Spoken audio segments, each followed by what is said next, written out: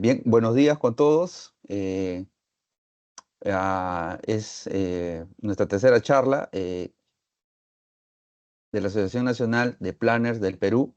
En esta ocasión tenemos a Benjamín Gutiérrez, que nos va a presentar un tema muy interesante, el cual tiene como título Recomendaciones para la planificación y control de proyectos desde una perspectiva de arbitraje internacional. El amigo Benjamín es ingeniero civil de profesión, egresado de la Universidad Nacional de Ingeniería. Él se encuentra radicando en el Reino Unido, trabaja en empresa Kroll, y que se dedica, entiendo, a las disputas en el tema de análisis de trazo y de claims. Eh, bueno, le doy el pase a Benjamín, sin antes darle unas pequeñas recomendaciones. La dinámica será, Benjamín tendrá 45 minutos para su presentación. Luego de eso tendremos una ronda de preguntas de aproximadamente 15 a 20 minutos. Y les pediría, con el tema de las preguntas, que lo pueden ir realizando en el chat para después, al final, poder pasarle estas preguntas a Benjamín y nos pueda dar su feed en las respuestas. Sin más preámbulo, le damos la bienvenida a Benjamín. Buenas tardes allá por el Reino Unido. Y adelante, Benjamín, con tu presentación, por favor. Muchas gracias, Pedro, por la invitación y por esta oportunidad. Eh, Como comentaste, justo esta presentación va a ser más que todo recomendaciones en la planificación y control de proyectos desde una perspectiva del arbitraje internacional, que es donde me desempeño actualmente. Eh, He estudiado en el Perú mi bachillerato en ingeniería civil, luego de estar trabajando para el gobierno peruano unos 3 años controlando proyectos de infraestructura pública. Realicé mi maestría en gestión de proyectos en el Reino Unido. A partir de ahí empecé a trabajar en Kroll, trabajando con peritos, más que todo, como mencionas, disputas relacionadas con atrasos. Y justo he visto varios casos donde en estas disputas de grandes proyectos internacionales, que hay recomendaciones que parecen que son de sentido común. Sin embargo, incluso hasta esos niveles internacionales de proyectos de gran envergadura no se toman en cuenta. Y justo en base a eso voy a presentar el día de hoy, y justo tomando también en cuenta un documento que me parece que en Perú no se conoce mucho, que es el protocolo de la Sociedad de Construction Law del Reino Unido. Eh, Se llama Delay and Disruption Protocol. Sería como un protocolo de análisis de retrasos en español. En esta presentación les voy a dar una pequeña introducción a este protocolo, de ahí las recomendaciones para planificación, recomendaciones para el control y finalmente un pequeño caso de estudio. ¿Qué es el protocolo de la Sociedad de Construction Law? Es un documento que proporciona metodologías estructuradas para analizar los retrasos, y también, a un punto muy importante, es que también da recomendaciones generales, tanto para abogados como también para ingenieros, de cómo evitar disputas. Ahora, este protocolo es muy importante en el Reino Unido. La primera versión fue del 2007, ahora ya estamos en la segunda versión del 2017. Esto es muy importante porque cuando hay problemas de litigios o problemas de arbitraje, ambas partes, de repente ustedes manejan de cierta manera general o tienen una idea de lo que pasa, es que usualmente ambas partes traen a un experto. Puede ser un experto técnico si la disputa es respecto a un tema técnico, o si es respecto a un retraso o una ampliación de plazo, traen a un perito especialista en retrasos. Entonces, estos peritos tienen que seguir unas buenas prácticas, y justo eso es lo que les da la Sociedad de Construction Law con este protocolo. Y como ya les había mencionado, tiene recomendaciones para la planificación y control que les voy a comentar a continuación. No voy a ahondar en todas, pero al menos en las principales. Empezamos primero con la planificación, que seguro ustedes como planners están más familiarizados. Eh, en cada uno de estos puntos voy a intentar hacer unos pequeños comentarios respecto a algunos casos que he visto en mi rol en Kroll, pero lo voy a hacer de manera general, ¿no? El- la primera recomendación sería la importancia de tener objetivos claros. El protocolo nos indica que, como sea posible durante la ejecución de los trabajos, los contratistas deben presentar, en inglés se le conoce como CA, Contract Administrator o administrador de contratos, se podría hacer una traducción al español. Se deberá aceptar un programa o cronograma que muestre la forma y secuencia en el que el contratista planea llevar a cabo sus trabajos, el cual se convertirá en el programa aceptado y que este programa propuesto debe identificar ruta crítica, actividades relevantes e interfaces clave. Y también un punto importante es que se tiene que indicar ciertos puntos como aprobaciones, revisiones y servicios o materiales proporcionados por el empleador, no solo como una restricción, no solo como un milestone o como una restricción en Primavera P6, sino que se tiene que explicar bien. He visto distintos cronogramas en estas disputas que cuando ves el cronograma aceptado, la ruta crítica al final es demasiado teórica y parecería que el contratista solo la preparó para ganar el proyecto, porque en realidad cómo él de verdad planeaba ejecutar el contrato es de una manera totalmente diferente. Entonces es un punto que debemos ahondar aquí. Otro punto más es eso de las aprobaciones y revisiones. Muchas veces parece que en el Primavera P6, que es el que manejo más, hay un montón de actividades, sin embargo, hay bastantes restricciones o constraints, como le dicen en inglés, y esos constraints al final, como no se pueden mover, eh, al entrar la data mes a mes, al final esto no refleja cómo deberían proseguir los trabajos, ¿no? Y esto también es importante por el momento de que tengas una disputa. Si es que tu programa desde el inicio no consideró estas aprobaciones o revisiones del cliente como un predecesor a otras actividades del contratista, entonces esto hace difícil que tú puedas aplicar un Time Impact Analysis con el cronograma aprobado como fue aprobado al inicio, ¿no? Tienes que hacer unos cambios que también se pueden justificar, pero le quita un poco de credibilidad a tu análisis. La segunda recomendación es la duración de actividades. En general, este párrafo menciona que las actividades o los lag no deberían exceder una duración de 28 días. Eso también les comento en general. He visto un proyecto donde había una actividad que duraba como 200 días, era una actividad principal, y al final el contratista tuvo problemas con el cliente y al querer iniciar una disputa, como tenía esta actividad grande de 100 días, 200 días, que englobaba ciertas subactividades, pero la disputa solo se refería a una de estas partes, estas subactividades de la actividad grande. Entonces se le hizo bastante difícil o se le puede hacer bastante difícil al contratista pedir por daños y perjuicios o pedir por una ampliación de plazo porque no se especificó qué porcentaje o cuál es la verdadera interfaz entre actividades en esta actividad grande de 100 o 200 días, ¿no? Entonces eso es algo importante tener en cuenta.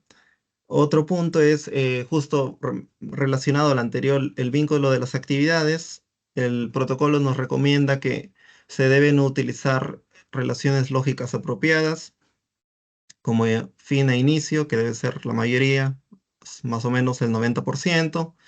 De ahí también se podrían utilizar otras que son menos usuales, como inicio-inicio o fin-fin.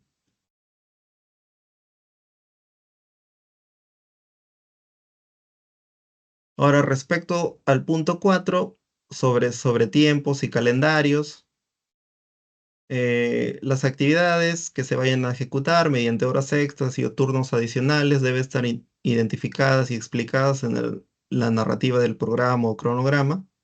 Y lo mismo aplica para los calendarios utilizados. En el caso de megaproyectos, justo se puede dar el caso de que hay un megaproyecto que se realiza una parte en un país y otra parte, por ejemplo, la procura de ciertos materiales en otro país. Entonces el cronograma debe identificar qué diferentes calendarios se van a utilizar dependiendo de los países. Diferentes países van a tener diferentes días festivos, entonces eso se debe tener en cuenta. Y también se deben explicar. Por ejemplo, hay muchas veces que recibo programas, cronogramas y hay 10 tipos de calendarios para diferentes actividades, pero en la narrativa del cronograma no explican nada, ¿no? Y esto va a llevar a problemas luego cuando hay litigios o problemas o disputas.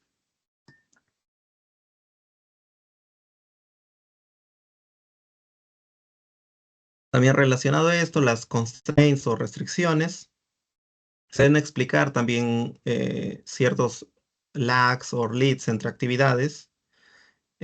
También se debe tener cuidado cuando se ponen estas restricciones de debe comenzar o debe finalizar o float zero, eh, porque nos tenemos que poner en cuenta que de repente como planner tú vas a saber qué significa ese lag o ese float entre actividades.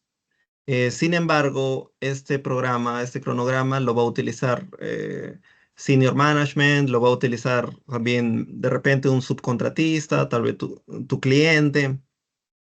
eh, en contratos NEC lo podría utilizar también el Project Manager del cliente. Entonces se tiene que explicar estos lags eh, o diferentes constraints, ¿no? Y de manera general tratar de reducir el uso de las hard constraints en los programas, porque luego cuando quieras hacer un time impact analysis, estas restricciones van a afectar a cómo se va a impactar el cronograma para ver el retraso, ¿no? Que te puede afectar a ti como contratista o también que si bien te puede beneficiar en el cálculo del retraso, al final es un punto en el que se va a criticar bastante.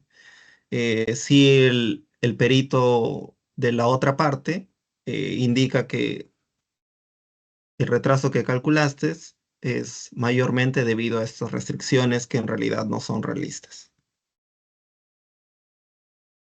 Ahora vamos con la parte de control de proyectos. El protocolo se recomienda que debe haber un acuerdo claro sobre el tipo de registros que deben mantenerse y los recursos necesarios. Esto es algo muy importante porque cuando trabajaba en el Perú muchas veces no había un acuerdo de qué tipos eh, de informes o registros de obra se van a llevar a cabo. De manera general existe, claro, el cuaderno de obra, pero igual se tiene que llegar a un común acuerdo de cuáles los mínimos requerimientos del cuaderno de obra o diferentes reportes, porque esto al final te beneficia tanto como contratista como cliente. Como contratista de que tú estás indicando cuántas personas están trabajando, cuál es el progreso de tu obra, si tienes algún problema por alguna variación del cliente, entonces tú puedes indicar claramente el día tal, tenía 5 trabajadores, hubo esta variación, a partir del día 15 de ese mes empecé a trabajar con el doble de trabajadores. 10, 20, 15 trabajadores y estos fueron mis gastos adicionales debido a la variación. Entonces esto te puede servir para apoyar tu claim. O como el caso del cliente también para que te sirva eh, como supervisión, para que tú veas, el contratista tiene buen nivel de cantidad de horas hombre, está trabajando a un ritmo adecuado, entonces sirve para ambas partes. Luego tenemos la segunda recomendación, abordar los problemas y riesgos de forma proactiva. Muchas veces en las obras, eh, al menos en el Perú he visto bastante, que hay un poco no hay mucha colaboración entre las partes. Se toman como, muchos casos incluso como dos enemigos.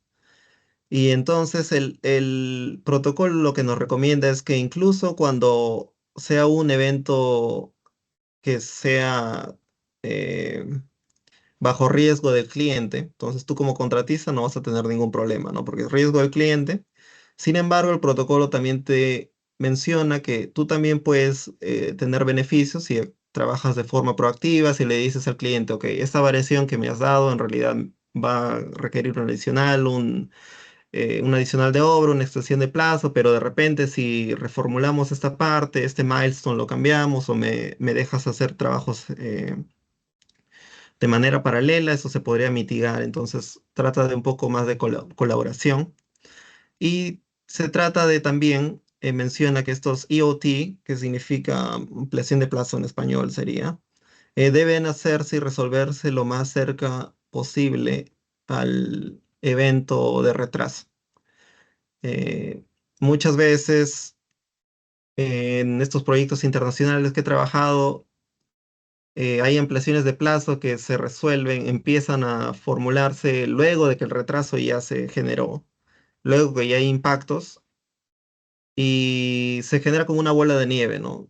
Tuve este evento que me generó retrasos, luego tuve otro, pero al final el cliente y el contratista recién están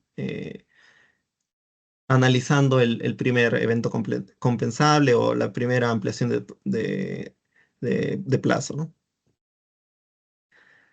Una tercera recomendación sería la buena gestión de registros, incluir la lista de documentos en la licitación. Esto, de similar manera al punto uno, el protocolo nos recomienda que está bien, el cliente quiere tener ciertos registros, ¿no? No puede decir arbitrariamente al contratista, no, desde el día de mañana yo quiero esta calidad de registro, sino que esto tiene que estar considerado desde el momento de la licitación para que también el contratista tenga en consideración estos requerimientos de calidad en los registros. Entonces puede, por ejemplo, poner a un ingeniero más para que revise los reportes, la calidad de los reportes, la frecuencia. Y también se debe llegar a un acuerdo en los formatos de distribución y el almacenamiento, ¿no? Algo que si ven un poco más análisis de retrasos en un futuro, hay un montón de referencias sobre registros. En este caso, el protocolo también menciona registros en todo momento. Deben ser documentado todo el trabajo dentro y fuera del sitio. Eh, de este caso recuerdo en Perú cuando había un proyecto público que era de un estadio, hubieron problemas con el contratista porque él no era sobre la procura de ciertos materiales metálicos. Sin embargo, el contratista no tenía registros sobre el avance de la procura de estos materiales en la fábrica, en el área de fabricación. Solo tenía registros del sitio. Entonces esto al final, cuando hubo una ampliación de plazo, no le ayudó tanto al contratista, ya que faltaban estos registros para sustentar su ampliación de plazo. Luego la recomendación 5, correspondencia entre los registros y programa. Esto es algo que parece muy de sentido común. La información debe registrarse de una manera que permita su correspondencia con las actividades del cronograma, probado o actualizado. En una disputa internacional se puede dar el caso en que muchas veces los registros mensuales o los registros semanales cambia el nombre de la actividad de cierta manera, lo parafrasean o lo cambian o empiezan a usar ciertos términos completamente diferentes a los que se usan en el cronograma. Y esto al final causa dificultades en el momento de las disputas porque el experto opositor o la parte opositora te va a decir, no, en realidad tú estás registrando esto no es lo mismo a lo que dice el cronograma. Entonces, tienen que tener bastante consideración con esto.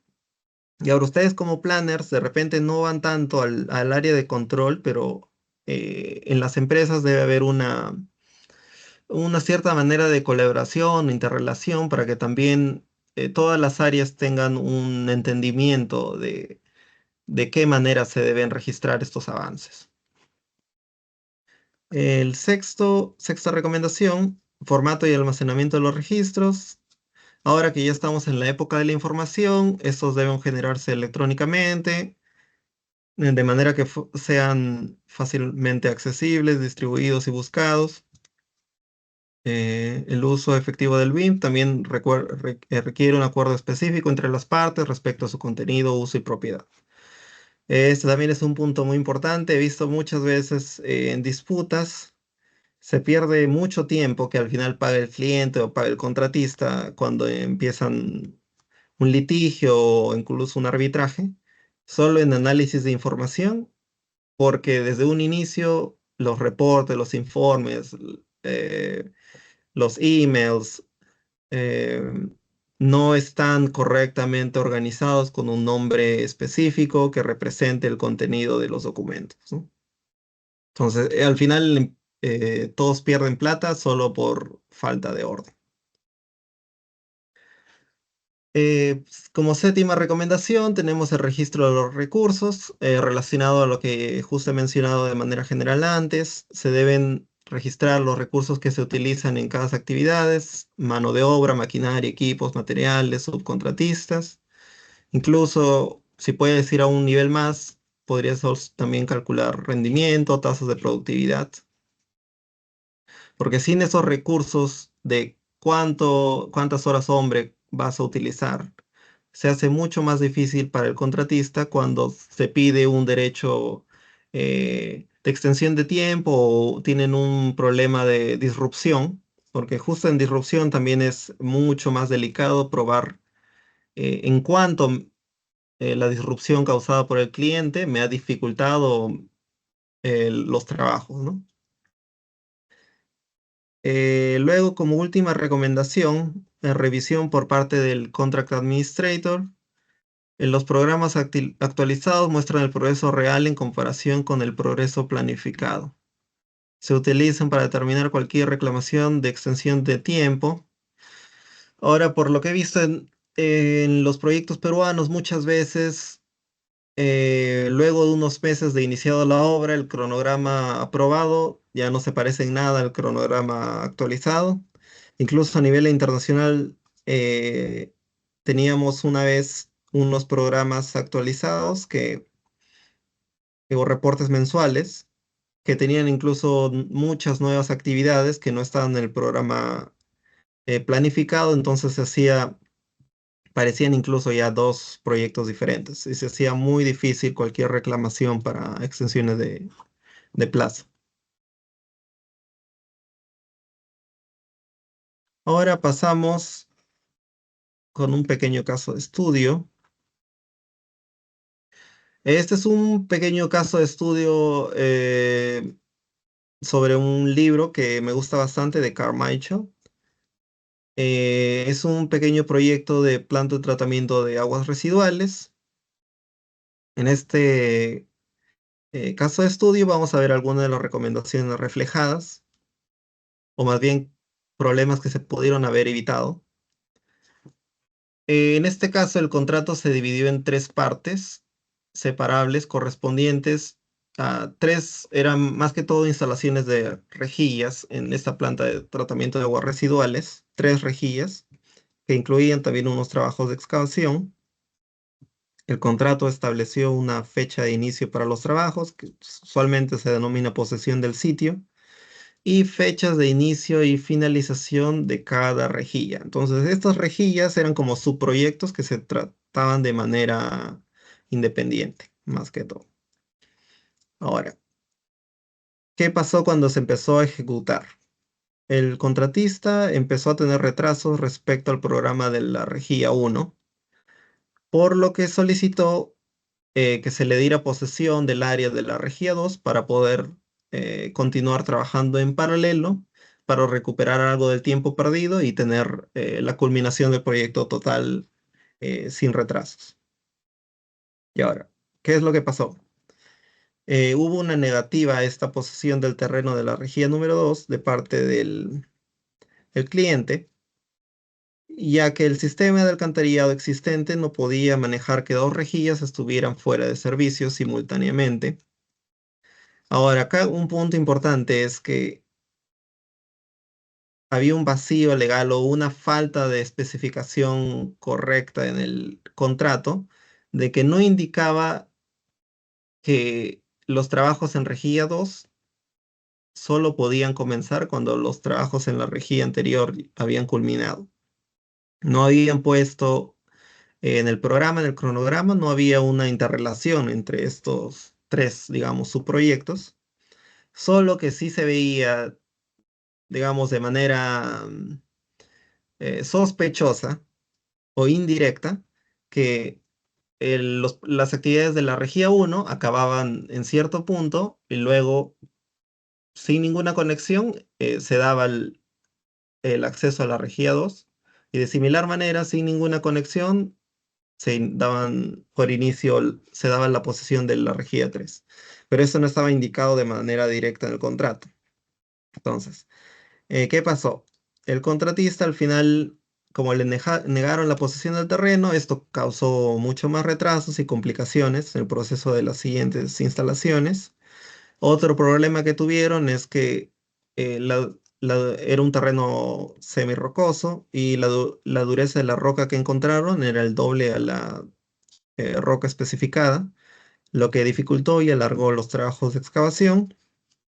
Y ahora incluso hubo un incidente de inundación cuando estaban en los trabajos de la Regía 3, que retrasó aún mucho más el avance del proyecto. Ya. Ahora hubo ciertas disputas o claims de parte del contratista, primero por la posesión del sitio de la Regía 2. El contratista encontró, digamos, un vacío legal en el contrato, ya que no había relaciones en el programa entre las fechas de finalización e inicio de la siguiente rejilla y no estaba indicado en ninguna parte del contrato que no puedes iniciar los trabajos en la rejilla 2 eh, si es que siguen con los trabajos en la rejilla 1. Entonces hubo una disputa en este sentido. También las condiciones latentes respecto a la dureza de la roca. Al momento de la licitación se utilizaron más que todo inspección visual. Entonces acá se genera una pregunta, ¿no? ¿Debería haber el contratista utilizado más que solo inspecciones visuales? ¿O de repente el cliente, eh, al conocer más del terreno, porque esta era ya una planta de agua residual que ya estaba funcionando cierto tiempo atrás, él también, el cliente debería conocer el tipo de suelo que tenía esa área? Entonces tenemos esta consulta. El punto 3, la inundación de causa natural. Se presentó una solicitud de prórroga de plazo y ahora el contratista también reclamó daños y perjuicios liquidados por los retrasos en el proyecto, argumentando que las ambigüedades del contrato contribuyeron a dichos retrasos. Y ahora otra pregunta más, si el propietario ya había deducido los daños liquidados, eh, pero también debería reembolsar al contratista. Y ahora, estas preguntas muchas veces ya van a caer en la cancha, digamos, de los abogados, pero al mostrarles este caso, quería ejemplificar que si se siguen estas recomendaciones, por más de sentido común que parezcan, se pueden evitar ciertas disputas Si desde el inicio se hubiera colocado correcta, la correcta relación entre las actividades o se hubiera especificado que había una restricción respecto a no poder avanzar los trabajos de la subsiguiente rejilla sin haber acabado los previos, se hubiera evitado esta disputa respecto a la posesión del terreno. eh, Porque muchas veces lo que pasa también en contratos de construcción es que empiezas a tener ciertas disputas a un inicio y al inicio puede ser que empiezas a conversar, todavía los ánimos no están exacerbados, hay un poco más de colaboración, pero poco a poco empiezan a haber más problemas, más disputas, diferentes puntos de vista. Esto hace que las partes se alejen más. Entonces es mejor que desde un inicio se tengan las cosas claras con esas recomendaciones para poder evitar más disputas, ¿no? Ahora, de respecto a la dureza de la roca, tendríamos que verificar qué es lo que decía el contrato y ver de quién era la responsabilidad. De repente el contrato solo indicaba que se necesitaba una visualización en el terreno simple, sin hacer probetas o estudios de suelos más detallados. Entonces no habría problema para el contratista, ¿no? Pero eso ya se tendría que ver a más detalle. Y también en los contratos se debe ver las causas naturales y lo que debió haber pasado también es el contratista no esperar a que la causa natural, esta inundación, eh, afecte por completo el proyecto, sino desde un inicio ya se puede ir avisando y coordinando con el cliente para poder evitar mayores retrasos, ¿no? De repente el cliente, como estaba manejando, en este caso, la planta de tratamiento, pudo haber aumentado el caudal en las rejillas anteriores, cosa que esta inundación afectara al menos de menor manera al proyecto. Y como último les menciono el libro, nuevamente es llamado Disputas y Proyectos Internacionales de David Carmichael.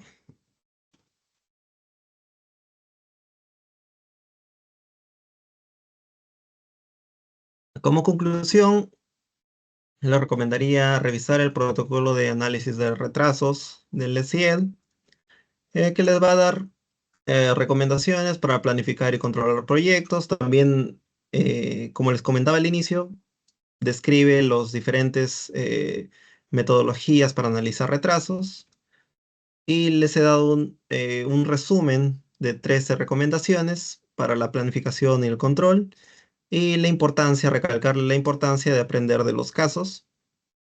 Y eso sería todo por parte de la presentación y podemos pasar a a las preguntas que hubiera.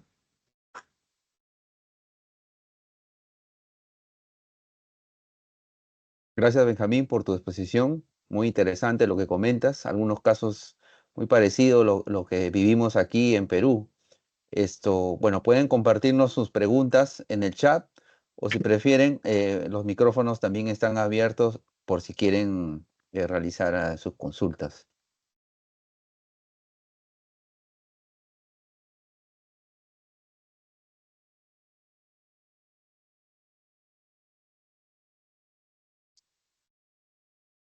Adelante, Noé, Noé, creo tú que sí, tiene una tiene una consulta. Adelante, consulta. Noé. Hola, hola. Sí, quería consultarte, Benjamín, bueno, muy interesante la presentación realmente. Creo que los protocolos de la SL dan una buena visión de cómo debería gestionarse un proyecto para evitar disputas. Mi pregunta iba, como planificador, muchas veces tenemos proyectos que están en ejecución.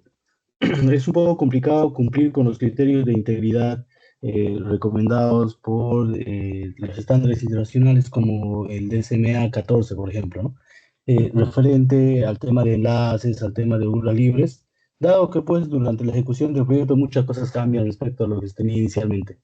Desde el punto de vista de la validez o no de un cronograma para el análisis forense, ¿cómo consideran ustedes eh, ¿En qué medida, en todo caso, evalúan los criterios de integridad para un proyecto que ya se encuentra en ejecución?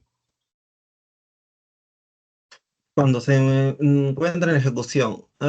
Sí, muchas veces es mucho más, digamos, delicado ver qué programa. Por ejemplo, en el caso cuando trabajo como perito de retrasos, uno de los puntos más importantes es ver qué cronograma vamos a considerar como línea base, ¿no?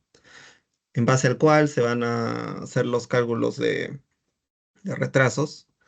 Eh, tenemos, al menos en Kroll, tenemos una cierta metodología de cómo comparamos estos potenciales líneas bases.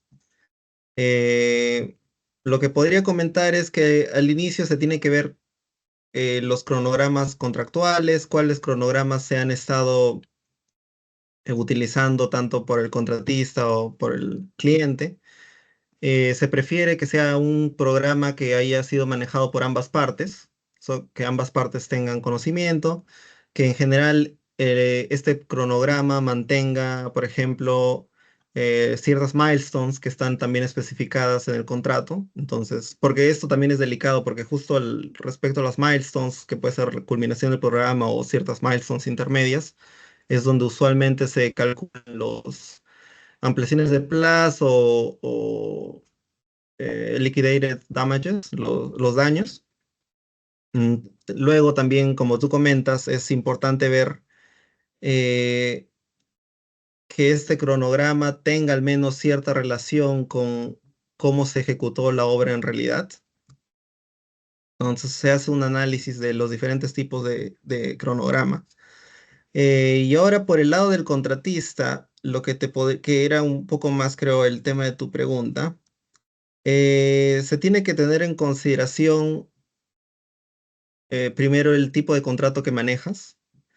Lo que te podría comentar, me gusta bastante los contratos NEC porque me parece que siguen un poco más la línea de las buenas prácticas porque el cronograma aprobado se va actualizando, digamos.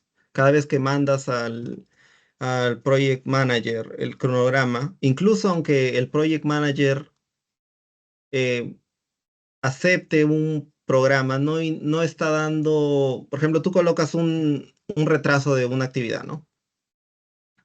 Eh, Tú piensas que esa actividad se va a retrasar 10 días, 15 días, ¿no? Usualmente lo que pasa es que en ciertos contratos tradicionales, el cliente no te lo va a aprobar porque dice, no, no me pongas todavía el retraso de esta actividad porque yo todavía no te lo estoy aprobando. Vamos a pasar ese retraso de esa actividad va a tener un análisis aparte y luego si es que lo aprobamos ya puedes mover tu actividad y lo podemos poner en el cronograma aprobado. Lo que genera discrepancias y al final, incluso en proyectos internacionales, hace que el programa al final aprobado se mantenga muy diferente a la línea base o programa aprobado. El programa actualizado sea muy diferente al programa aprobado. Entonces, lo que pasa en el NEC, que me gusta bastante, al menos de manera teórica, es que lo que debería pasar es que el cronograma va a reflejar los retrasos o cómo van los avances, como es en la realidad, pero esta aprobación del cronograma por parte del Project Manager no va a significar que te está aprobando la ampliación de plazo eh, de lo que reflejas. Es de repente un poco complejo de entender sin tener un ejemplo de un caso de estudio, pero podrían revisar este tema en las cláusulas NEC. Y me parece muy interesante porque justo en Reino Unido, de donde vienen los contratos NEC, quisieron solucionar estos problemas de que el cronograma actualizado no reflejaba, o el último programa aprobado no reflejaba lo que había en obra, ¿no?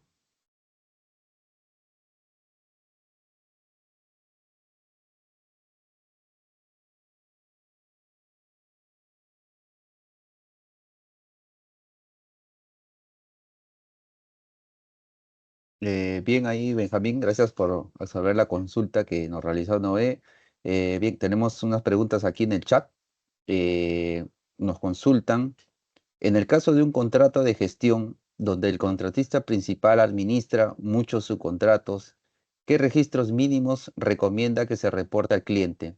Ya que el contratista gestor se espera resultados, pero para controversias no se encuentra con registros detallados. ¿Qué nos puedes comentar sobre ello, Benjamín? Uy, contrato de gestión, ya. Directamente no he manejado no he visto esos tipos de casos todavía, pero de la parte general de los contratos NEC, podría decir que eh, se tiene que llegar a un entendimiento desde que empiezan a realizar drafting. Cuando empiezan a determinar las cláusulas del contrato, se tienen que especificar a qué cierto nivel de reportes se va a necesitar. Entonces tiene que haber un común entendimiento entre las partes. Eh, de cierta manera, se va a entender que por ejemplo, no se tenga mucho detalle, por ejemplo, no sé, puede ser que horas hombre de una partida específica, porque lo está subcontratando, no se pueda tener este detalle. Sin embargo, eh, creo que debe haber comunicación entre las partes y de repente en un inicio no se tenían ciertos reportes. No entender el contrato como algo escrito en piedra, ¿no? También se pueden hacer cambios a ciertas cláusulas para indicar más reportes. De repente se va a tener que pagar un adicional por esos reportes, pero se puede realizar si es que se ve también que es beneficioso para ambas partes. Tanto para el contratista, porque si es que tiene, o en este caso el gestor, si es que tiene luego que sustentar sus gastos, más reportes le va a servir también.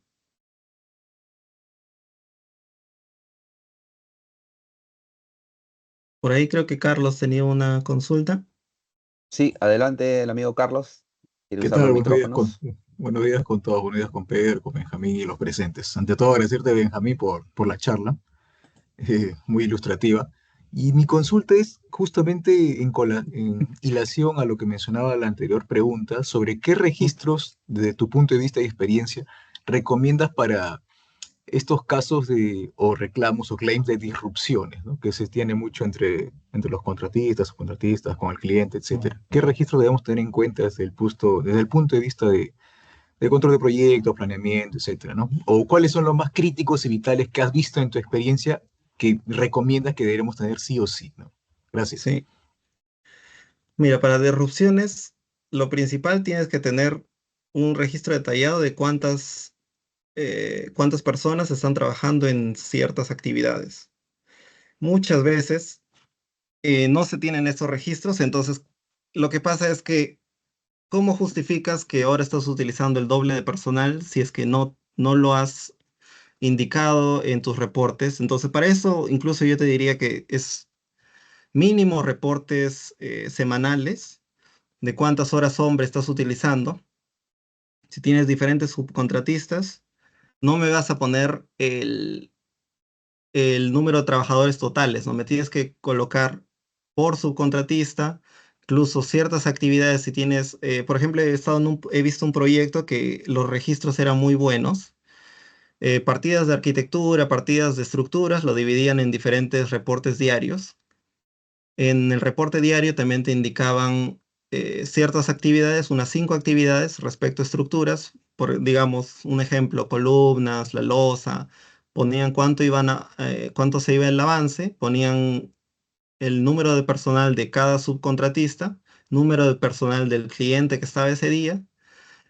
También ponían, algo muy importante es que ponían una parte de comentarios, y en los comentarios se trata de que haya comentarios de ambas partes y que también firmen este registro diario ambas partes.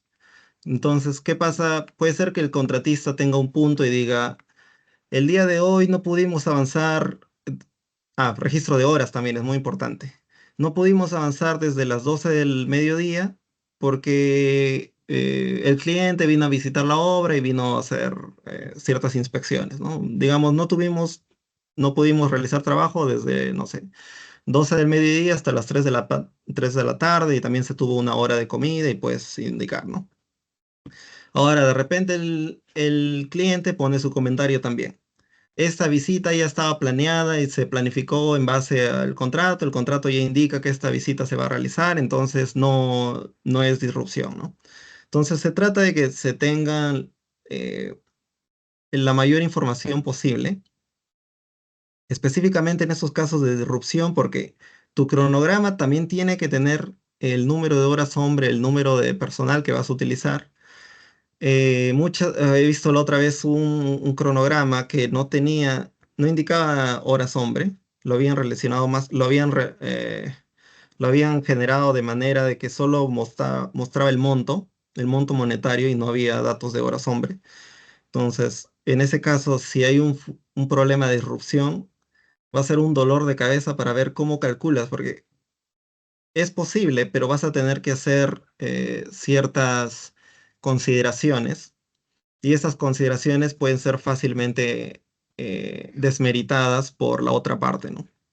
Entonces, mientras más registros tengas, mejor, pero como te digo, en general, si es disrupción, tienes que mostrar específicamente el número de horas hombre, cuántos trabajadores, desde qué hora a qué hora pasó el evento de disrupción, o si es que es un evento de disrupción que es continuo, entonces incluso puedes indicar de manera contemporánea que hemos planeado para el día de hoy realizar, no sé, 5 columnas. Debido a que hubo lluvias, no hemos podido realizar trabajos en el área A, solo hemos podido realizar 4 columnas, no sé, o por alguna disrupción del cliente, solo pudimos realizar 4 columnas. La columna del área A no se pudo realizar porque el cliente no nos dio paso para esa área, entonces se da mucho más valor cuando se ve las disputas a nivel de arbitraje y a nivel de litigación, cuando la evidencia es contemporánea, porque es mucho más débil que luego en el registro mensual se hable retrospectivamente de días anteriores, ¿no? Eso es lo que te podría comentar. Muchas gracias. Ok, Anderson Casafranca también nos quiere hacer una consulta mediante los micros. Adelante, Anderson, por favor. ¿Qué tal? ¿Cómo están? Buenos días con todos. ¿Se me logra escuchar bien? Sí, ¿no? Sí, Sí. se copia. Ya. ¿Qué tal? ¿Cómo estás? En primer lugar, Benjamín, felicitarte por tu exposición, muy buena exposición, un tema muy importante, justo con este tema de los contratos NEC que estamos aquí en Perú llevándolos bastante, ¿no? Y más que todo desde los contratos que está promoviendo las entidades, ¿no? Hacia los proyectos de inversión pública. En primer lugar, darte las gracias y felicitarte por tu exposición. Mira, tengo básicamente una consulta y más que todo un tema así de conversación, ¿no? Con Ujú, respecto a la evaluación de eventos compensables retrospectivos. Yo me vengo desarrollando en un proyecto de hace aproximadamente un año, pero este proyecto, un proyecto donde estoy actualmente desarrollándome, comenzó desde 2021. ¿Ya? Entonces yo inicié más o menos en este proyecto en 2024 y cuando ujú, ingresé me encontré con eventos compensables y cotizaciones que todavía no estaban cerradas, pero que los impactos ya habían culminado ujú, en 2020, 2022, 2023, ¿no? ujú, Entonces, estoy viendo de que hay una tendencia del contratista en querer utilizar, se mantiene utilizar el análisis TIA, para eventos que ya han cerrado y han culminado desde hace 2 años, es un año aproximadamente. ujú, Entonces, no concuerdo mucho con la postura del contratista, a pesar de que el contrato, y si bien es cierto el contrato NEC, nosotros tenemos un NEC 3 opción F, y ujú, que si bien es cierto promueve el análisis contemporáneo, ¿no? De hecho, te promueve el análisis rápido, que no se dilate mucho, pero lamentablemente tenemos eventos retrospectivos. ujú, Entonces, esa es la realidad del proyecto. Entonces, junto con el contratista, al momento de conversar, qué metodología aplicamos, ellos se basan y dicen, no, el contrato me indica que debo utilizar análisis, recomienda análisis prospectivo, entonces utiliza el TIA justamente para estos tipos de eventos retrospectivos. Ujú, Cosa de que desde mi punto de vista no estoy tanto de acuerdo porque el análisis TIA a nivel retrospectivo, a pesar de que el MIP 3.7 también lo acepta, ¿no? O sea, está validado, digamos, por el ACE, por el 29R, ujú, pero a nivel de concurrencias, deja mucho como que deja no deja para mí una precisión de evaluar correctamente cómo fue el comportamiento y el impacto en la ruta crítica mediante esa metodología, ¿no? En el protocolo SCL, incluso en la página 32 indica, ¿no? De que ya cuando ya las obras están completadas y el impacto ya terminó, no es el más apropiado este tipo de, de metodología. Entonces, ujú. incluso el protocolo recomienda los otros, ¿no? El ASPLAN, el Collapse, el Windows, entre otros que sí se pueden utilizar. Entonces, mi pregunta es, ¿cómo puedo hacer entender bajo marco del contrato a este contratista que todavía se rehace a poder utilizar metodologías que sean correctas y que básicamente puedan aplicarlo? Porque yo a nivel de contratante es como que es una pérdida de tiempo que esté analizando un día de un evento de hace 2 años cuando no refleja la realidad, ¿no? Es como que una realidad alterna, algo así que nunca ha sucedido. Entonces, creo que por ahí sí me Sí. comprendes bien, Benjamín, a ver si a la luz bajo el NEC, el contrato NEC, nos puedas dar un breve comentario o una recomendación, ¿no? Gracias de antemano. Ujú. Sí, sí, es un tema que hay bastante discusión sobre esos eventos compensables en contratos NEC, cuando el evento compensable ya pasó hace mucho tiempo, incluso los retrasos o la afectación ya se realizó, ¿no?, en el proyecto. Ahora, primero veamos desde manera general, todavía no entrando a los contratos NEC. eh, dependiendo hay muchas diferentes metodologías de análisis de retrasos, ¿ok? Ahora, hay diferentes puntos de vista en los peritos. Hay peritos que te van a recomendar casi siempre un tipo de análisis de retrasos porque según acorde a ellos es el que mejor es el que es más realista, que refleja las condiciones que de verdad pasaron en la obra. Hay otros peritos, expertos que toman otras metodologías como sus preferidas. Muchas veces también depende bastante de la instrucción que tengas. Por ejemplo, un ejemplo puede ser que si ves solo si tu instrucción a ti como perito es ver el impacto de una variación, puede ser que estén más inclinados a usar un Time Impact Analysis, el TIA.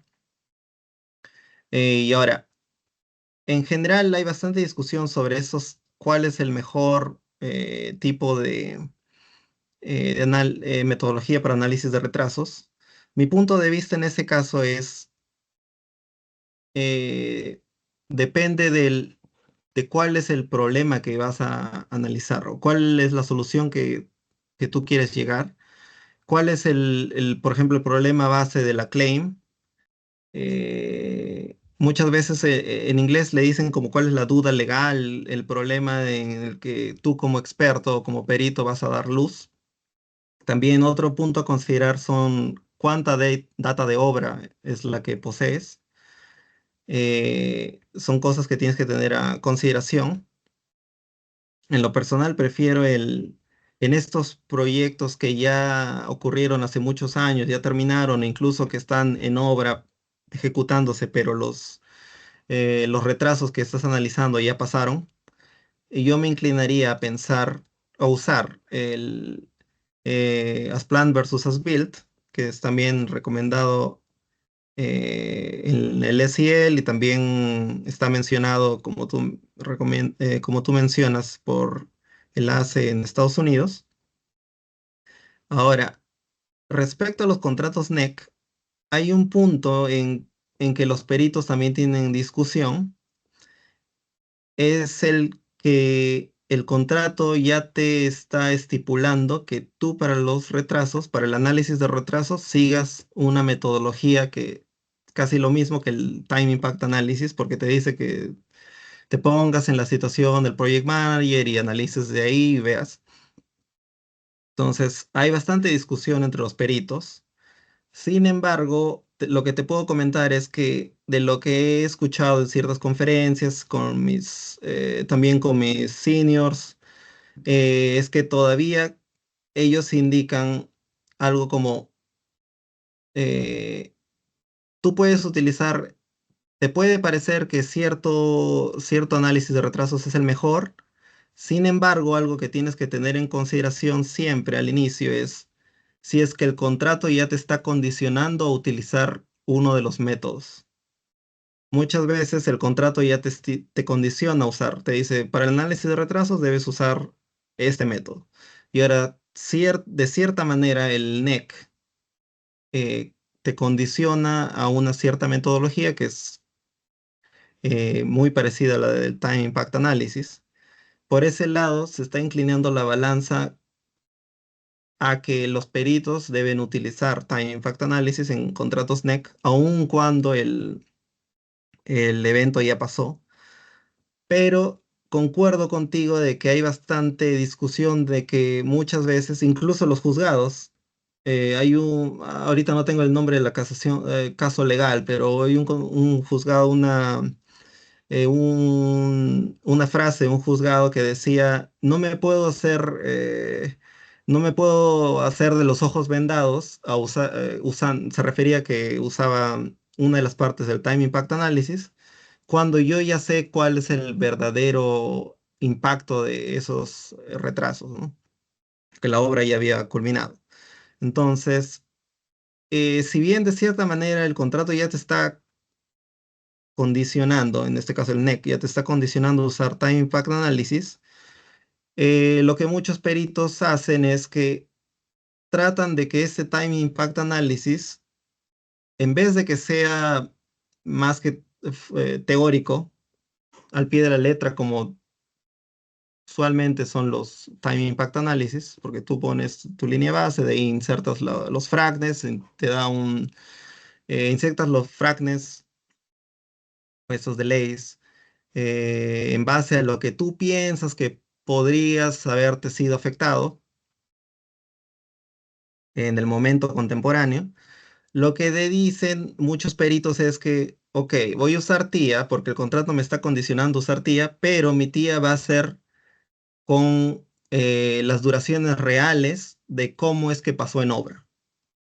¿Ok? Entonces, acá la parte de análisis de retrasos ya no hay algo que sirva para todo. Hay bastante discusión, pero lo que te podría comentar es que muchos expertos se inclinan por usar un TIA, pero que ya sea más basado en las duraciones reales, de los efectos reales, para que sea mucho más parecido a los resultados que te podría dar unas planes versus as built.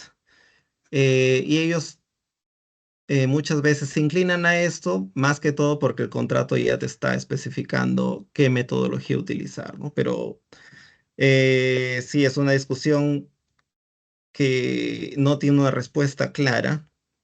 Y incluso en justo esta casación que comentaba, cuando ya se llegó al litigio, a juzgado, el juez, en este caso, prefirió usar un Asplan versus Asbill porque decía, no me puedo hacer de los ojos vendados usando un día, cuando los impactos ya fueron realizados y se tenía ya data de cuál es el impacto real, ¿no? Eso es lo que te podría comentar, Anderson. Ok, tenemos dos preguntas más, una en el chat y una acá en los micros. Por favor, Eri García, adelante con tu consulta.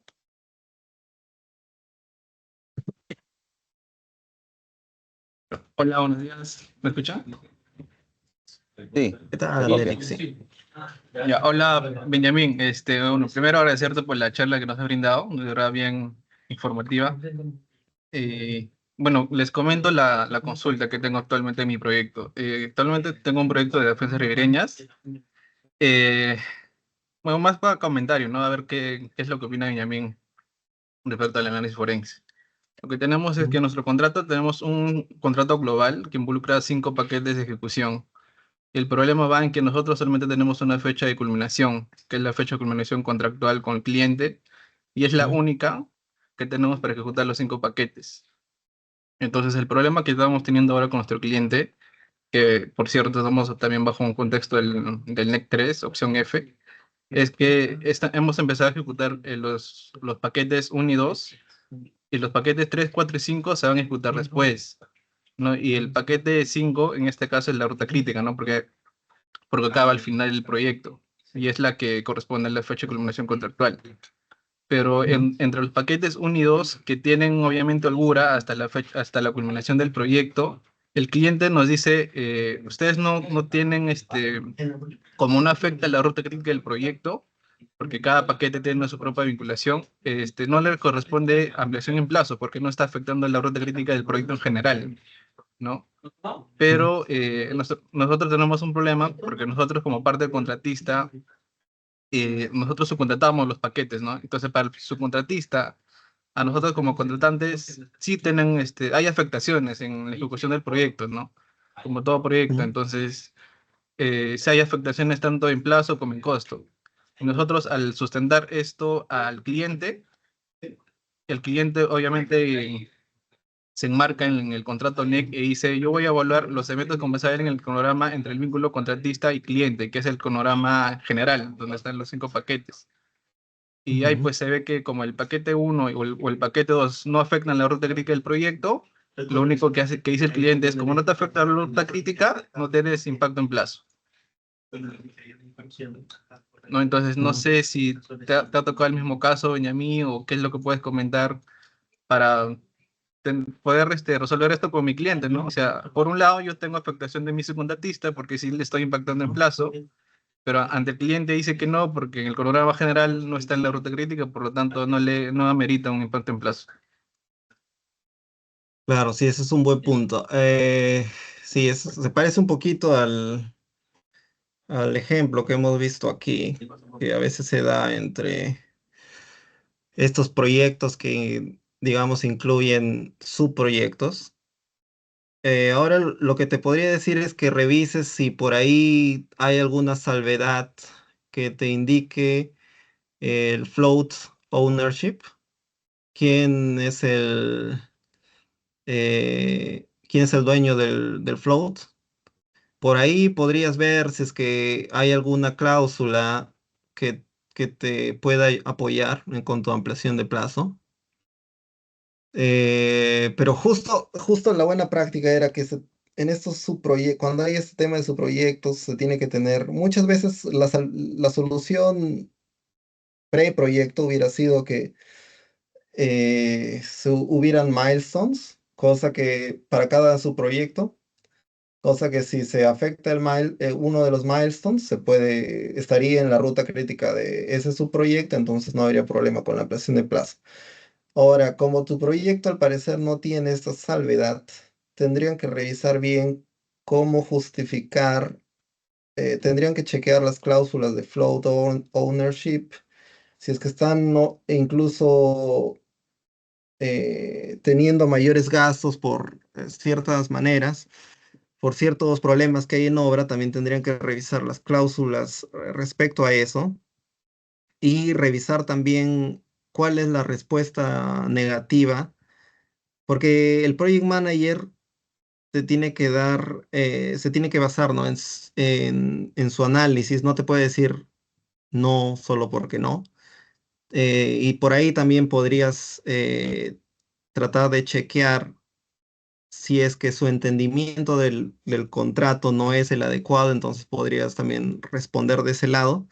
Pero sí son problemas que se causan cuando no hay esta interrelación entre, entre los diferentes subproyectos. Y en general, en eso de disputas, traten de ver una reunión con el equipo del cliente de manera, eh, digamos, de manera amical. Porque justo el NEC lo que busca es la cooperación, ¿no? Pero de todas maneras, si ves varios casos en Inglaterra, y ya se está usando desde hace tiempo, y en España, no significa que es la solución a todos los problemas. De todas maneras, hay bastantes problemas que se dan en la ejecución de obras, pero se trata de, en general, en disputas, de que las partes conversen en ustedes como contratistas, decirles, analicen primero su contrato, vean lo del ownership que les comento, para ver por ahí con qué pueden defender su caso. Y sincerarse, ¿no? Con el cliente, decirle, de repente no hay una cláusula específica o una milestone específica, si es que el project manager tiene la razón, pero esto como a mí como contratista me va a afectar y al final de repente no sé si habrá dispute board, de repente lo van a tener que llevar al dispute board, pero esto también va a causar más problemas con el tiempo, más gasto, entonces traten de ahí colaborar y ver si hay alguna solución. De repente se podría buscar eh, cambiar alguna cláusula del contrato, pero sí es un tema bastante específico, pero al menos estas son las ideas que te puedo dar, ¿no? Ok, Benjamín, gracias. Pasando ya con la última pregunta para ir cerrando este punto. Acá nos consultan. Bueno, es un mix de comentario y consulta. He tenido un peritaje en donde el consultor utilizó cronogramas aceptados y rechazados para determinar un retraso durante la sumisión con el DAP. Esto se utilizó como medio probatorio y el DAP en sus conclusiones utilizó este peritaje. ¿Es válido este procedimiento del perito y del DAP? Eh, ya, si es que me comentas que hay una de las partes que presentó su experto, su perito, y tuvo ciertas, él o ella escogió ciertos cronogramas, ¿no? Me comentas que algunos fueron aprobados y algunos no fueron aprobados, pero él sustentó su análisis en base a ellos, ¿verdad? Entonces, ¿qué es lo que pasa? Eh, si es que la otra parte, supongo que también tenía su experto en retrasos, la otra parte también, su perito, presentó su reporte, de repente en base, digamos, a solo cronogramas aprobados. Lo que pasa cuando hay los peritajes es que el perito usualmente en arbitrajes hay un periodo de respuesta. Uno de los peritos recibe el reporte del otro perito, lo revisa, lo analiza, puede actualizar su informe en base a la nueva información del otro perito, nueva documentación que haya habido, y también actualiza su reporte, eh, digamos, envía un reporte revisión 2 y también indica cuáles son las críticas al reporte del otro experto. ¿Ok?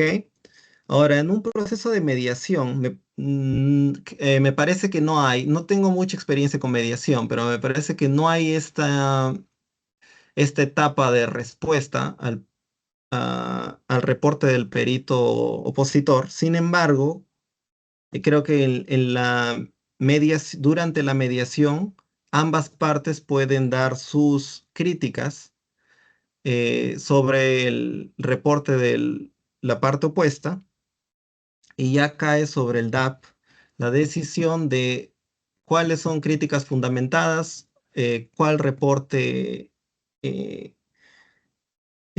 digamos, representa de mejor manera qué es lo que pasó en la obra.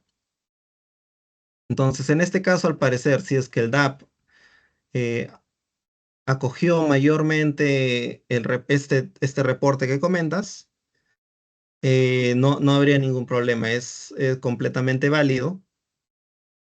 Muchos casos para los peritos, por este análisis que te comentaba hace unas preguntas anteriores, muchas veces también se analizan como posibles líneas bases, cronogramas que no han sido aprobados, sino que fueron solo enviados. Una parte le envió a la otra parte el cronograma.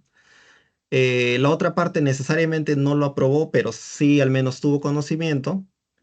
Ese también puede ser un potencial línea base a considerar por el perito. Entonces el perito tiene que revisar dependiendo de ciertos estándares.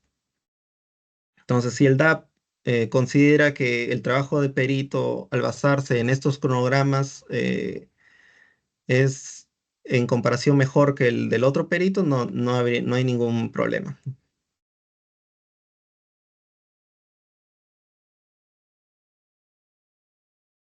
Bien, gracias ahí por tu respuesta, Benjamín. Bueno, ya ahí para ir concluyendo, esto, agradecemos, Benjamín, por tu tiempo, también a nuestros participantes. Hoy sábado, sabemos que muchas personas tienen actividades laborales y familiares. Gracias también a ellos. Gracias, Benjamín, nuevamente por compartir tu experiencia, las recomendaciones que nos has mencionado. Y bien, con esto estaríamos concluyendo nuestra charla, tercera charla de la Asociación Nacional de Planners. No sé, algunos comentarios finales de tu parte, Benjamín.